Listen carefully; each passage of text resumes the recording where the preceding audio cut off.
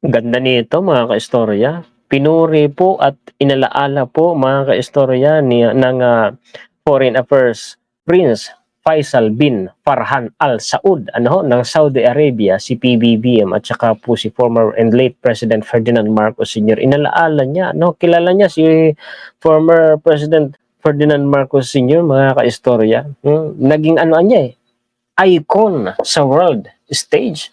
Nakaka-overwhelm po yung papuri po na ito ng Saudi Arabia, mga ka-istorya. Isipin nyo, kilala pala talaga si Pangulong Ferdinand Marcos Sr. sa buong mundo. Kilala ng Saudi Arabia. First world country po yan. Proud to be Pinoy po talaga. Nakakataba ng puso na ikaw ay pinupuri ng mga naglalakihan at nag-uunlaran po na bansa sa mundo. Paki-share po at paki-like. Ito na i-share ko sa inyo. May caption po yan pero i-play ko po, ipapanood ko sa inyo. Sana wag tayong makapiright. Play po natin mga kaistorya. Tapos may good news pa tayo. Hindi lang ho yan May good news po tayo ngayon mga kaistorya na i-discuss ko po sa inyo. Ito, panoorin po natin. Your Excellency,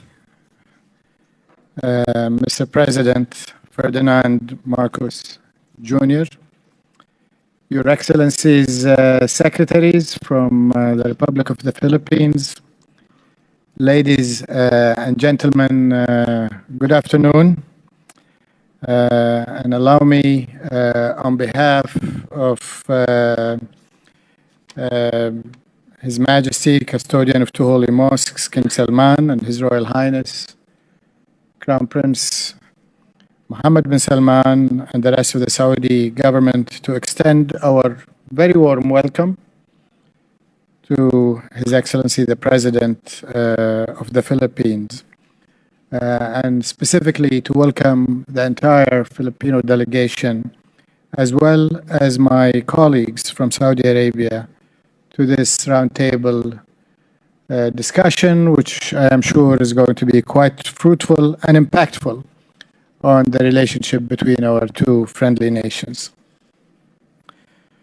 Mr. President, I'm sure you will know that diplomatic relations between our nations were established over half a century ago, 1969 to be exact, under the leadership of another remarkable Ferdinand Marcos, your late father. And of course, I am from an age bracket that remembers the era of Ferdinand Marcos Sr., who brought so much to the Philippines and who became an icon on the world stage.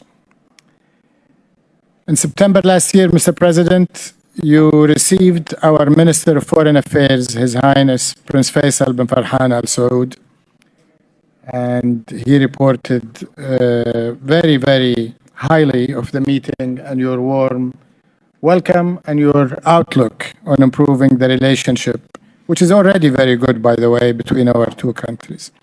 And it's an honor to see you here in the Kingdom of Saudi Arabia on your first visit as President of the Philippines, primarily to attend the summit of asean-gcc tomorrow, but also to hold talks with His Royal Highness Crown Prince Mohammed bin Salman, and today to reach out to our business community and cement the strong economic ties, people-to-people ties that already exist between our two nations. Kita nyo, mga ka-istorya, pakaganda, pinupuri, Sana laging ganun, Mabuti pa po ang ibang bansa, nakagaya ng Saudi Arabia na isang first world country, pinupuri po, ang mga Marcos. Hindi kagaya dito sa bansa natin, sinisira, dinudungisan, ginagawa ng kung ano-anong kwentong fabricated na paninira. Hanggang ngayon, hindi nila tinitigilan. Eto pa, dun tayo sa isa pang good news, mga ka-istorya. Napakaganda po ng naging resulta ng biyahe ni PBBM doon sa Saudi Arabia. Nakakuha po siya ng committed investments mula po sa mga negosyo, sa mga kumpanya doon sa Saudi Arabia na nagkakahalaga po ng $4.26 billion. Yan po ang magiging pasalubong niya sa Pilipinas sa pagbalik po niya dito. Basahin ko nga itong caption, palakihin ko muna, tapos syempre, palakihin ko din itong caption para mabasa po ninyo ng malinaw. Top business companies in the Kingdom of Saudi Arabia have committed investments to the Philippines worth more than $4.26 billion at the sideline of President Ferdinand R. Marcos Jr.'s attendance at the Association of Southeast Asian Nations Gulf Cooperation Council or ASEAN-GCC Summit in Riyadh. Basahin natin ito. Ito po yun. Pag clinic natin ito po yung lalabas. So basahin po natin ito. Over 15K Pinoys, 15,000 na Pilipino po, to benefit from $120 million worth of Philippine-Saudi deals, PBBM, October 20, 2023. About $120 million worth of agreements that will be signed between the Philippines and Saudi Arabia will be create jobs for more than 15,000 Filipinos, President Ferdinand R. Marcos Jr. announced Thursday. Pupolitikahin na naman yan. Gagawa na naman ng issue yan, mga kaistorya, ng mga papaitan. Yung biyahe ni PBBM. Gusto nila kasi magburo dito si PBBM. Tapos pag nagburo si PBBM sa Malacanang, gagawan din nila ng issue. No? Walang pagpupunta sa kanila. Marcos made a statement as engaged Saudi Arabia top business leaders in a discussion during a roundtable meeting in Riyadh on Thursday night, Manila time. With an estimated value of over $120 million, the agreements that will be signed today are set to benefit more than 15,000 Filipinos in training and employment opportunities across a wide range of professions in the construction industry. He said the president did not elaborate on the deals that will be sealed between the two countries' high growth trajectory. Marcos said his meeting with Saudi top business leaders comes at a time when the Philippine economy continues its high growth trajectory, citing the 7.6% gross domestic product registered in 2022, which is deemed the fastest rate of growth recorded by the Philippines since 1976. Wow! Ganda nun, ha? He also noted that foreign direct investment posted $9.2 billion in net inflows last year. The country's financial and banking sectors are likewise healthy and robust, he said, adding that the country's credit rating continues to receive stable and positive investment grades. Indeed, the Philippines' economic achievements in the past year reflect the sustained efforts of this administration, supported by the private sector in fostering an enabling business environment, cutting red tape, lowering the cost of doing business, and improving competitiveness, Marcos said. I assure you that Philippine government is steadfast in its commitment to continuously support current and prospective Saudi investors. Yan yung hinihikayat ni PBBM, ang mga investors sa Saudi Arabia. Mag-invest dito sa Pilipinas. Pinopromote po niya ang Pilipinas. Greater and closer partnership. Marcos said he is looking forward to building greater and closer partnership with Saudi Arabia, given that it is home to the largest population of overseas Filipinos in the world. Yun ba? Pinakamarami bang Pilipino sa Saudi Arabia kaysa sa alinmang bansa sa buong mundo? Ganun pala yun.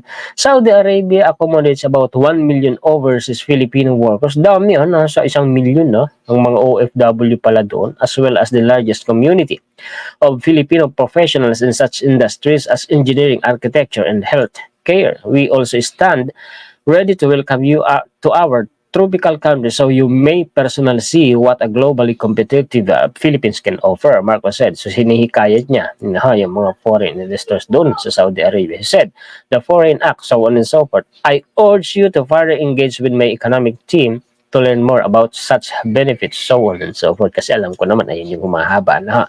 So dito pa tayo.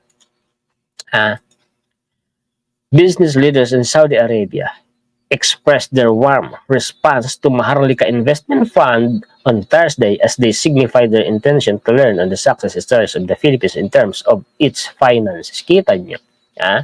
Dati binabati ko sa itong Maharlika Investment Fund. Ang mga first world countries interesado sa Maharlika Fund na yan, mga kaistorya, basahin nga natin. Kasi pag clinic nyo itong link na to, ito po yung lalabas Maharlika Fund receives a warm response from Saudi business leaders. Basahin natin. Business leaders in Saudi Arabia expressed their warm response to the Maharlika Investment Fund on Thursday as they signified their intention to learn on the success stories of the Philippines in terms of its finances. In his opening remarks during the roundtable with the business leaders, Saudi Secretary of Investment Minister Khalid Al-Falih said that Saudi investors are eager to learn from the Philippines, finances being one of ASEAN most exciting markets. Wow, ganda ng mga terminong ginagamit po nila, no?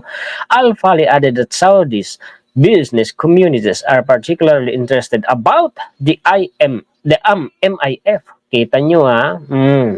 We want to connect you to key Saudi investors with impressive success stories to share, and with the desire to continue building with international presence by investing with partners across the globe, the Philippines being a key one, Al-Falih said. I am pleased that we are joined today by leaders in the sector from Saudi Arabia who are eager to learn more about the investment opportunities and one of ASEAN's most exciting markets, and learn more about the newly launched Maharlika Investment Fund that you have launched under your administration, he added. Al-Falih also lauded the Philippines for its efforts to make the country a cashless society by 2030 and for mobile finances, as he emphasized that the Saudi government can impart knowledge to their highly successful banking sector. Ganda nito, mga kaistorya. Ganda po nito. Kung gusto niyo mabasa ng buo, kasi alam ko naman, humahaba, no? Lagay ko na lang po ang link sa description po ng content natin sa YouTube, ha, hindi po sa Facebook, kasi sa Facebook pag nilagay mo ang link, ibang tingin po ni Facebook, ha. Ito pa. Look, President Ferdinand R. Marcos Jr. held a bilateral meeting with Saudi Arabia, reaffirming the Philippine commitment. Today, their 54-year relationship discussion with Crown Prince Mohammed bin Salman Al Saud covered various areas of cooperation, including economic ties, labor relations, and energy cooperation. Ganda na yan. So nakikita ninyo kung paano nire-respeto po, pinahahalagahan po, si PBBM. Paano kaya kung lutang ang naging presidente po natin o kaya naging pro-China? Nabanggit ko lang. Sabihin na, side comment ka na naman, one historiador. Nabanggit ko lang naman, mga kaistorya. Yan po ang may ibabahagi ko sa inyo na magandang balita. Pakishare po at pakilike. Maraming salamat po sa inyong panunod at laging pag-antabay kay Juan, historiador. Shoutout po sa mga sulit po nating kaistorya sa buong mundo. Mabuhay po kayong lahat. Muli ako po si Juan, historiador, ang taga-kwento ng totoong istorya ng kasaysayan na nagmamalasakit sa kapwa ko Pilipino at nagmamahal sa bayang ito, ang bansang Pilipinas.